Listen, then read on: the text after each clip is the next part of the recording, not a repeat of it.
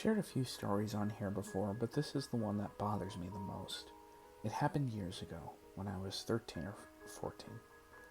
When I was a young teenager, back in the fall of 2006, me and my family, and my neighbors, started having bizarre encounters with an old man in a dark red minivan.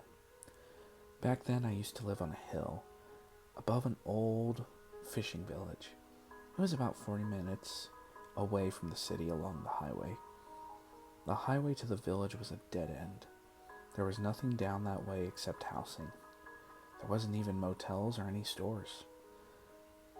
Most of the houses were homes to elderly people, while there were others that were abandoned. Fishing stages that overlooked the water were there as well. It was very strange to see anyone that we didn't recognize down in the area, especially from September till May. We would get the odd tourist during the summer months, but never from fall to spring. When I was in middle school, every day after I got off the bus, I would walk up to the mailbox. It was about a good 15-minute walk away from the highway. The mailbox was up the road, towards the city. Past my house, there was only about 8 other houses, all on the same side of the road as mine. After those houses, it was just thick trees and marshes. I used to like to call the area Silentville instead of Silent Hill. We were right on the very edge of the East Coast, right by the ocean. It was a fog bank all year round. It was rare we would get sunny days. Even when it was sunny in the city, it was still foggy down there. Sometimes the fog was so thick, you could barely see a few feet ahead of you. Anyway, one afternoon, after school, while I was on my usual trek back home after checking the mailbox, I heard the rattling of a vehicle in the distance. I always walked facing traffic, since my mother would have a fit if I didn't, safety rules and all. It was crawling towards me, the headlights clearing the fog. It was probably going about 5 miles an hour, which was odd considering the speed limit was about 70. The minivan came to a halt about 10 feet ahead of me, just stopped, right in the middle of the highway. I continued towards it. I figured it was someone looking for directions. As I neared the window of the car, I could see an old man sitting in the driver's seat. He was a fairly small build, with light gray patches of hair on his head. His eyes were very watery and a dull blue color. "Hello, young lady," he said in a very soft voice. "Hi," I responded. He started making small chat with me. I really can't remember what, but it was the sort of casual talking. I noticed he had a small fluffy white dog in his passenger seat. Odd about this dog was its body language. You could see this old man would move his hand a lot while talking.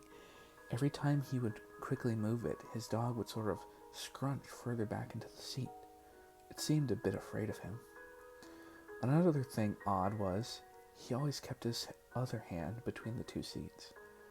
I could sort of make out what seemed to be something of a metallic material under his hand. After chatting with me a bit, he slowly turned his head away, then continued up the road towards the city. I shrugged it off, just figuring he was a relative of someone down in the village, and continued home. About a week went by without seeing him, and by then, he was just a memory. I was on my way to the mailbox when I heard the familiar sound of rattling coming down the road towards me. Him again? I thought. I was a little weirded out by him, so I jumped down into the ditch and hid in the brush. I watched as he sluggishly drove by. The entire time he was looking around, observing, sort of like a hunter looking for prey. After he was long out of sight, I could hear his vehicle, still a minute away. But once he disappeared into the fog, I couldn't hear him anymore. I jumped up from the ditch and hurried my way up to the mailbox. The last-minute stretch of road had no housing, so it was pretty isolated. After snatching up the mail, I started hurrying back. That is when I ran into him again in the worst place possible, the long stretch with no houses. This time he was coming up the road quite fast. I didn't have time to hide. He pulled up next to me and said, "Hello, dearie. Why were you down in the ditch earlier?" Oh shit, I thought he had seen me. "Oh, I thought I had seen a cat down there," I said. "You like cute animals, dearie? You can get in the back seat and play with my puppy. She loves kids," he said, smiling. No thanks," I said as I started to walk away. He reached out of his window and grabbed my arm. "Please, dearie, I insist. I can drive you home.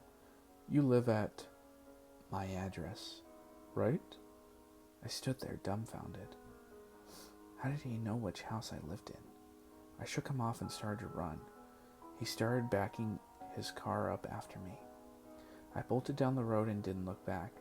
At the time, my aunt lived a few houses up the road from my house, so I ran into her driveway and started frantically banging on the door. She came to the door and let me in. I used her phone and called my mother to come pick me up. After we got home, I told her everything. She was very upset and called the police. They basically told us they couldn't do anything, especially since we didn't have a license plate number. After that, I wasn't allowed to go on walks.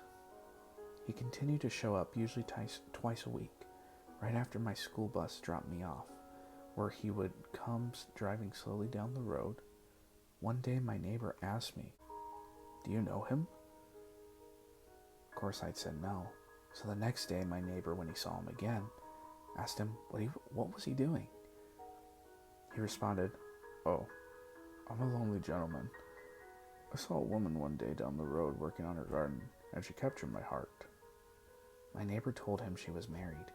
He just laughed and said something along the lines of, "If you want love to work, you have to work for it," then drove off. My neighbor got the license plate and called the police. About 40 minutes later, the police came down, but he was long gone by then. Our neighbor waved the police over and talked to them. They told him the car had been reported stolen a few months back. Sometime during November, my parents were out in the evening doing yard work. He stopped in front of our yard and asked my parents where I was. He said he missed our time together and felt neglected. My parents got really upset and chased him away. A few days later, I was up late at night playing FXI on the Xbox 360 in the den. The den was on the bottom floor. I used to keep all the blinds open with the lights off in the room. I liked looking at the night sky. People could probably see me through the window since I was facing the street. So there I was, illuminated by the TV, all cuddled up in my big armchair having a late night game session, probably about 2 a.m. And I see the familiar red minivan slowly coming down the road. I froze. It parked a few feet up the road from my property, in between our houses and the house next door. There was a small driveway that led to nowhere, going in between our land. He stopped his car, turned it off, then came out. I watched in horror as he walked closer to our house. I was terrified.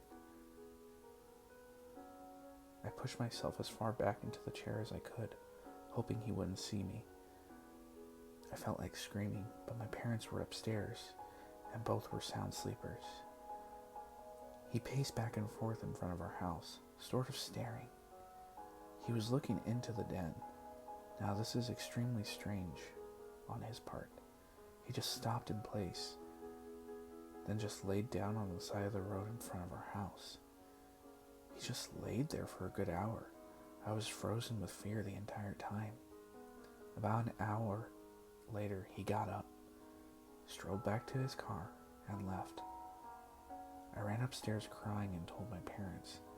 They called the police again, but he was gone by the time they got to us. We were all frustrated. The police, despite having a license plate, couldn't do anything, and this guy was coming around harassing and terrifying us and our neighbors. This went on till about March. About a month passed without seeing him, and that is when we got the news. Our neighbor, who was good friends with someone that lived down a dead-end side road a bit further, had been on a walk to his friend's house. He spotted the red minivan off in a driveway of the house and had just been put up for sale. The people were moved out. He got filled with anger when seeing it and ran over. When he got closer, he noticed blood on the passenger side window. He went to the closest house and used their phone to call 911. He went back over to the car to check it out. He was pretty ballsy. He also had a gun on him. He was sort of the neighborhood protector. The car doors were unlocked. He looked in the window to see the small dog's body, a wallet, which had an ID in it, and a bloody wrench wedged between the two seats. He left him waiting for the police to arrive. Our neighbor stayed in contact with the police. Apparently the guy had left in a hurry, leaving his ID behind. Turns out he had just been released from prison not too long ago for offenses towards minors. We didn't get any details though. I felt so horrible for the dog. I really hope he never got his hands on another animal again. I sometimes worry that he went on to harass other people the same way he harassed us. Haven't heard much since. It's been years. But, of course, creepy guy in your red little truck, you murderer that killed an innocent dog, and a creepo that liked minors, I hope I never see you again.